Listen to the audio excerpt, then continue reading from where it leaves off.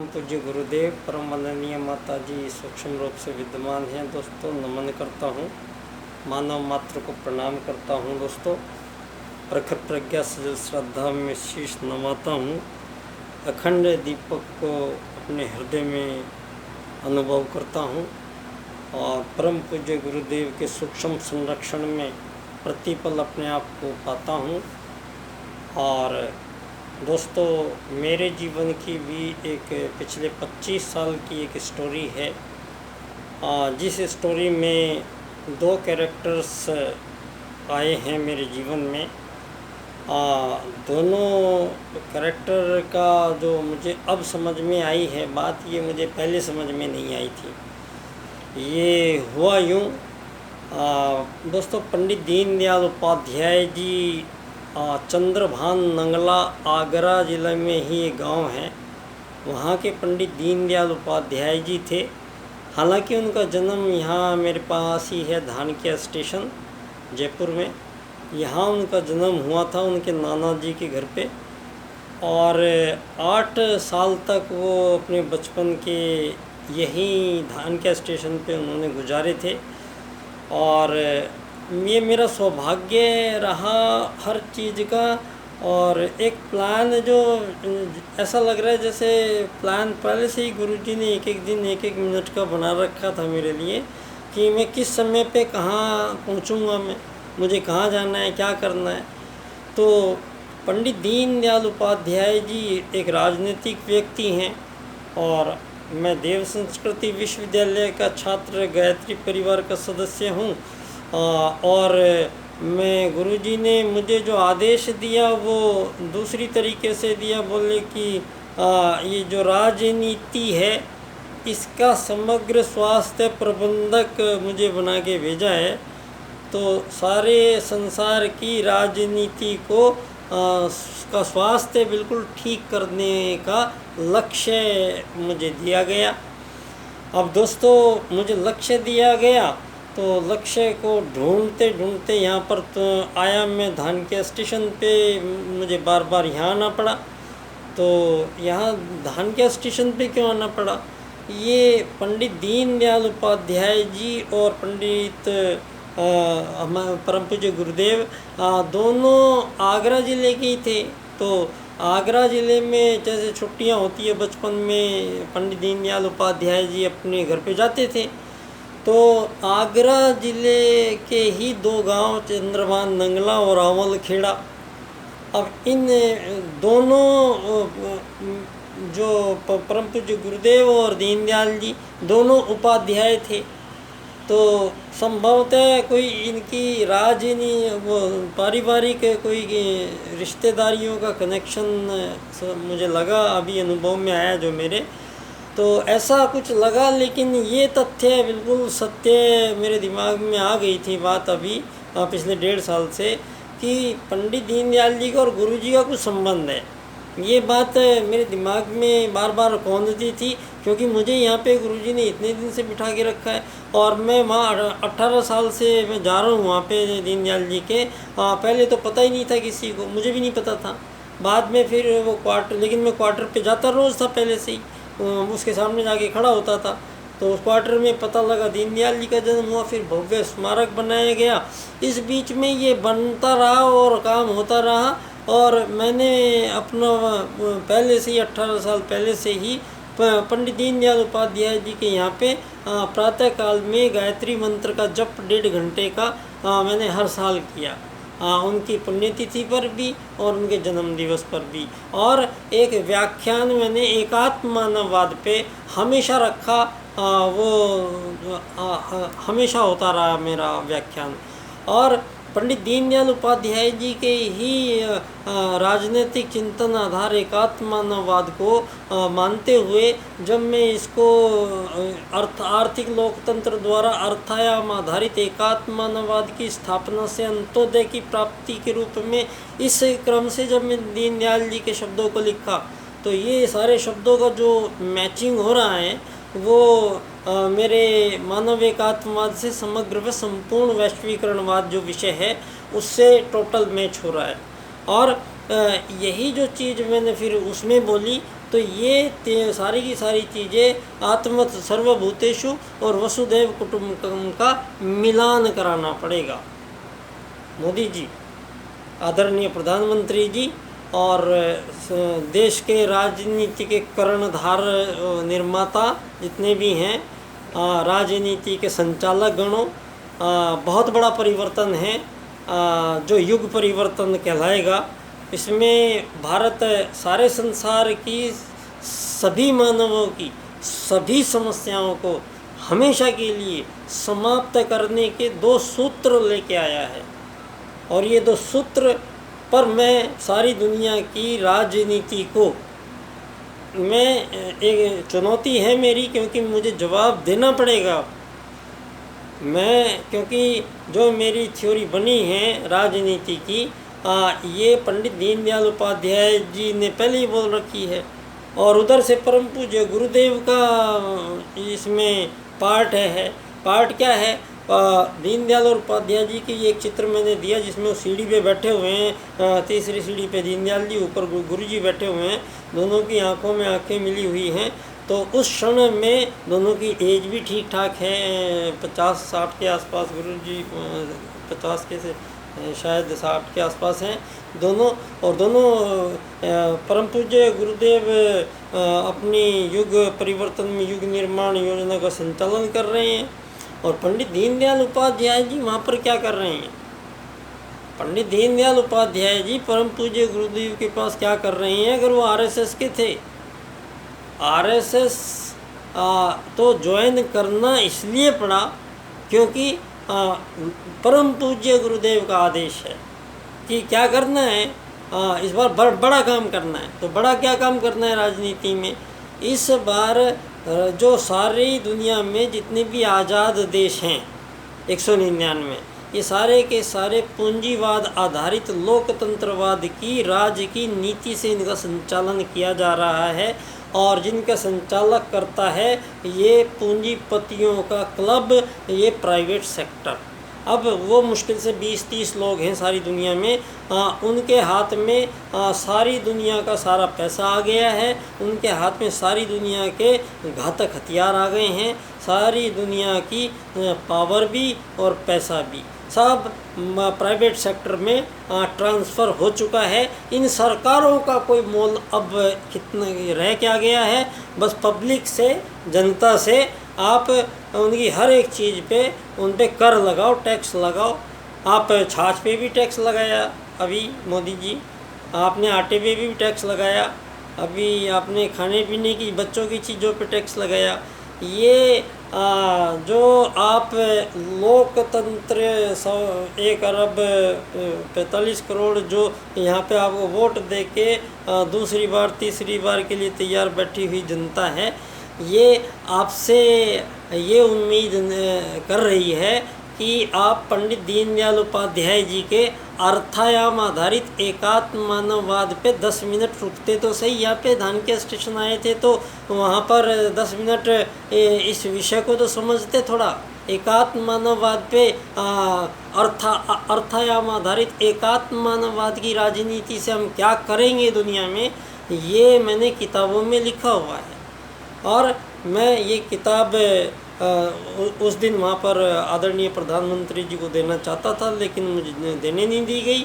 तो मैंने पीएमओ में बात की तो उन्होंने बोला वहाँ पर आके दे दो, तो मैं पीएमओ में जाऊँगा, नहीं तो फिर आदरणीय डॉक्टर महेश शर्मा जी धान के आने के लिए बोले हैं कि वो लेके जाएंगे। अब जो एकात्म मानव अनुसंधान के दिल्ली में अध्यक्ष हैं आदरणीय डॉक्टर महेश शर्मा जी, जिनके संरक्षण में ही पिछले 20 साल से उनको ध्यान है मैंने क्या किया है, कैसे किया है, उनको सब ध्यान है। तो लेकिन मैंने जो बात पहले बोली थी, आज से 10-12 साल पहले उनसे मिलने दिल्ली गए थे जब हम कई लोग, तो मैंने उनके कमरे में यही बात की थी कि मेरा विषय जो रहेगा वो मानव एकात्मवाद से समग्र व संपूर्ण वैश्वीकरणवाद होगा। अब तो ना रहेगा बांस ना बजेगी बांसुरी, राजनीति का जो सिद्धांत है। तो वो बोले इसको प्रूव कैसे करेगा, सिद्ध कैसे करेगा? मुझे तो यूएनओ में जाना है, मुझे तो विश्व न्यायालय में जाना है, और मुझे ये साबित करना है कि धरती पे मनुवाद के बाद में साम्राज्यवाद, मार्क्सवाद, लेनिनवाद, आर्थिक उदारीकरणवाद, नाजीवाद, फांसीवाद, इस्लामवाद, ईसाईवाद, आतंकवाद, भोगवाद, इतने सारे राजनीति के दर्शन इतने छोटे से काल में मानवों ने बदल लिए हैं, लेकिन मानव के प्रति मानव की क्रूरता, मानव के प्रति मानव का जो संवेदनशीलता ख़त्म हो चुकी है। क्रूरता बढ़ रही है, शोषण बढ़ रहा है, अन्याय बढ़ रहा है, हिंसाएं बढ़ रही है, मानवों के बीच में बहुत गड़बड़ हो गया है। महिलाओं और पुरुषों के रिश्ते यहाँ पर ऐसे ओपन कर दिए हैं कि विवाह के बाद आप लोग कितने भी अन्यों से संबंध रखें तो इसका कोई मना ही नहीं है। ये तो कैसे हो सकता है? ये तो हमारे भारत में कैसे हो सकता है? यहाँ एक स्त्री एक पुरुष का ही विचार है जीवन में। यहाँ दूसरी किसी के साथ अगर आदमी ये कर्म करता है तो वो कहलाता है व्यभिचार, और व्यभिचार की सबसे कठोरतम सजा है यहाँ भारत में। तो यहाँ जो आपने ये फैला दिया है रायता, इसको समेटने का टाइम आ गया है दोस्तों। तो दुनिया में जो भी ये पश्चिम है, जो भी ये धर्म है, जितना भी भेद है, इन सब को एक जगह शांत करने हुए और 7 अरब लोगों को एक आत्मा मानते हुए, परमात्मा का अंश एक आत्मा मानते हुए मानवों को सारी धरती की सारी सीमा रेखाएं हटा दी जाएंगी। सारी धरती पे मानव कहीं भी आ जा सकेंगे और मानवों को सब एक समान यात्री कहलाएंगे। और ये यात्री केवल एक ही पैटर्न चुनेंगे, वो विश्व सरकार होगी। एक विश्व सरकार होगी जो धरती पे सभी जीवों की और धरती की ट्रस्टी के तौर पे काम करेगी। और धरती पे जितने भी मानव हैं वो सारे मानव एक समान यात्री बन के रहेंगे। किसी को धरती खरीदने की ज़रूरत नहीं है, मकान बनाने की ज़रूरत नहीं है, बिजली के बिल भरने की ज़रूरत नहीं है, पानी के बिल भरने की ज़रूरत नहीं है, बच्चों की फ़ीस देने की ज़रूरत नहीं है, बच्चों के लिए दहेज इकट्ठा करने की ज़रूरत नहीं है। जो काम आज तक आपसे ये जीने के लिए करवाया गया है इस राजनीति ने, जो मानवों को रात की भी नींद हराम हो चुकी है सारी दुनिया में। यहाँ तनाव इतना बढ़ चुका है, पैसे के अलावा दुनिया को कुछ समझ में नहीं आ रहा है, और पैसे को पाने के कोई तरीके यहाँ पे आप में समान अवसर नहीं है किसी के लिए। यहाँ पे आज जो धरती पे पहले मानवों ने तय किया कि भाई अब सरकार की ज़रूरत पड़ेगी, तो पहली बार जब चुनाव हुए तो पहले मानवों ने जो चुनाव किया वो यही था कि पहले धर्म से चलोगे या धर्म से चलोगे। पहली चुनाव मानव ने यही किया है कि हमें धर्म से चलना है। दूसरा चुनाव मानव ने किया है कि अराजकता चाहिए या अराजकता चाहिए, सिस्टमेटिक या अनसिस्टमेटिक। तो मानवों ने तय किया है हमें सिस्टमेटिक चाहिए, तो अराजकता चाहिए आपको। फिर आपको अनीति से चलना है क्या, जिसमें कोई किसी का कुछ भी कर दे, कोई उसमें कोई वो नहीं चलेगा, या नीति से चलेंगे। तो मानव ने कहा नीति से चलेंगे। तो धरती पे पहली राजनीति की स्थापना हुई, वो भगवान मनु ने धरती की पहली राजनीति की स्थापना मनुवाद के रूप में की, धर्म अर्थ काम मोक्ष के रूप में की, ब्रह्मचर्य ग्रस्त वानप्रस्थ संन्यास के रूप में की। योग में जीवन का मार्ग था यम नियम आसन प्राणायाम प्रत्याहार धारणा ध्यान समाधि। समाधि मोक्ष को कहते हैं, मरने को नाम मोक्ष नहीं है। तो मानव जीवन है क्यों और है कौन, ये सवाल करते हैं दीनदयाल उपाध्याय जी राजनीति में। तो मानव शरीर है नहीं, तो शरीर के आधार पे ये विकसित है, अति विकसित है, अल्प विकसित है, विकासशील है, और ये अमीर हैं, ये गरीब हैं, ये मालिक हैं, ये नौकर हैं। ये जंजाल क्या है? ये जंजाल मानव को भटकाव है। ये मानव की आत्मा को भौतिक बाहरी चीज़ों में ले जाने के का मतलब है कि आपने अपने ऊपर नियंत्रण खो दिया है, और हमारा नियंत्रण हमारे अंदर से सीधा परमात्मा के पास है। तो हम आए क्यों हैं धरती पे, पहले ये तय किया जाएगा। ये आज तक तो मजबूरी थी, आज तक तो ये आपके लिए मजबूरी थी कि आपको ऐसा करना पड़ा। क्यों? क्योंकि धन आधारित जीवन पद्धति है। बिना धन के तो यहाँ पे आपको पानी भी नहीं मिलेगा, प्यासे मर जाओगे, कोई रोटी नहीं देगा। आप ऐसा बना दिया है यहाँ पे। आज से 70-80 साल पहले ये मैं गांव में रहता था, तो ये गांव में ना कोई साइकिल थी, ना मोटरसाइकिल थी, ना स्कूटर था, ना रेडियो थी, ना घड़ी थी, कुछ भी नहीं था संसाधन देखने में, हम जानते नहीं थे क्या होता है ये। तो उस टाइम पे हमारे गांव में 2000 लोग रहते थे।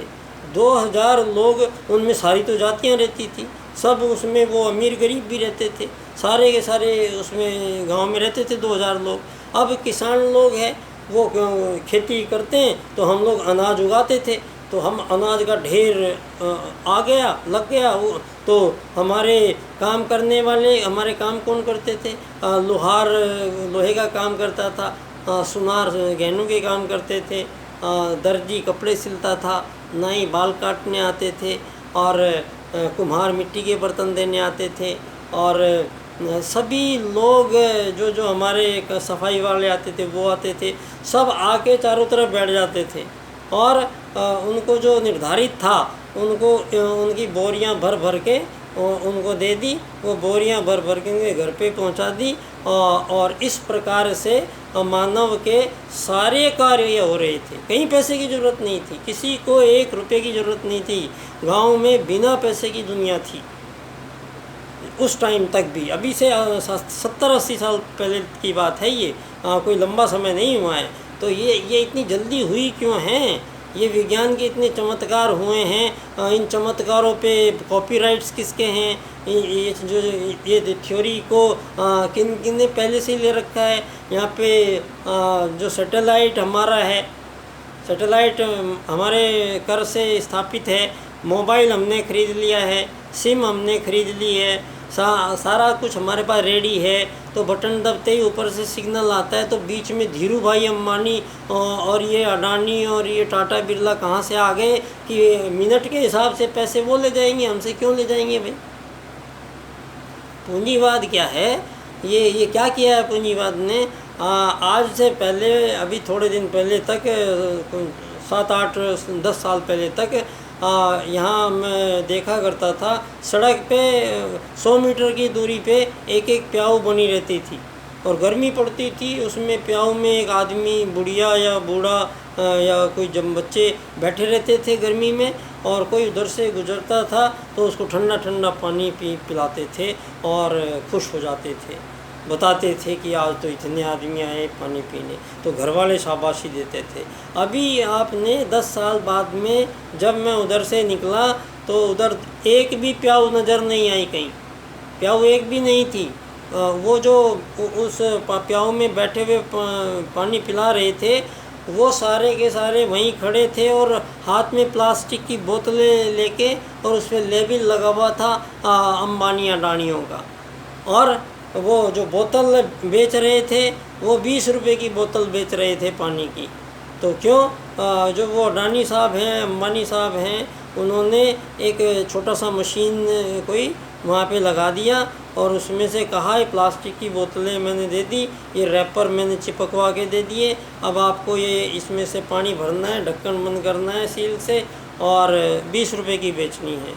तो वो जो प्याऊ लगा के निःशुल्क जो काम कर रहा था, वो अब आपकी बोतलें बेचता है, पानी उसी का है, शर्म उसी का है, और उस पर एक लेबल लगाने का वो जो अधिकार है, वो 20 रुपये में से 17 रुपये उनके पास जा रहे हैं, और वो 3 रुपये उस पानी वाले को पानी के भी, उसकी मेहनत के भी मिल रहे हैं, और एक ही बोतल पे 17 रुपये उधर ट्रांसफ़र हो रहे हैं। तो खाली वो प्याऊ बंद करके और पानी की बोतलें बेच बेच के एक आदमी कितने अरबों रुपए, खरबों रुपए कमाता है, ये आप लोगों ने सीखा है। यहाँ ये होता है आपकी थ्योरी में। यहाँ मानवों की कोई कीमत नहीं है, इंसानों की, आपके पूंजीवादी लोकतंत्र में यहाँ मानव की भावनाओं की कोई कदर नहीं है, यहाँ इंसानों की कोई प्रतिष्ठा नहीं है। आपकी दुनिया में मानव से, मानव की सच्ची मोहब्बत नहीं है, मानव से हमें दूर बहुत लेके चले गए हो आप लोग। लेकिन हमारे पास वेद हैं, तो याद रखिएगा दोस्तों, वेद हैं हमारे पास, तो वेद सूत्रों के सार तत्व आत्मत सर्वभूतेषु और वसुदैव कुटुंबकम, हमने इनका मिलान कर दिया है। अब आप इनको अलग नहीं कर सकते, और जब ये अलग नहीं होंगे तो ये सारे